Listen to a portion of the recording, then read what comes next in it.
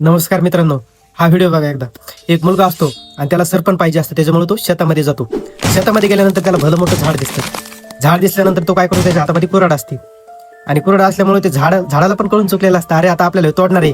आपण यांना काय करतो, सावली देतो, पुन्हा डबल ऑक्सिजन देतो, यांना डबल यांचं पृथ्वीचं तापमान कमी करतो आणि हे आपल्याला तोडतायत.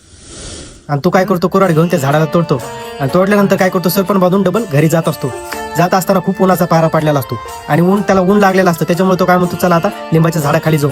आणि त्याला झाडाखाली गेल्यानंतर ते काय करतं, लिंबाच्या झाडाला थोडीशी सावली राहिलेली असते, तरी देखील ते लिंबाचं झाड त्याला सावली देतं. सावली दिल्यानंतर त्याला असं मनात हे वाटतं, अरे एवढं ऊन असून देखील तरी या झाडाने आपल्याला सावली दिली आणि आपण खुशाल हे झाड तोडलं.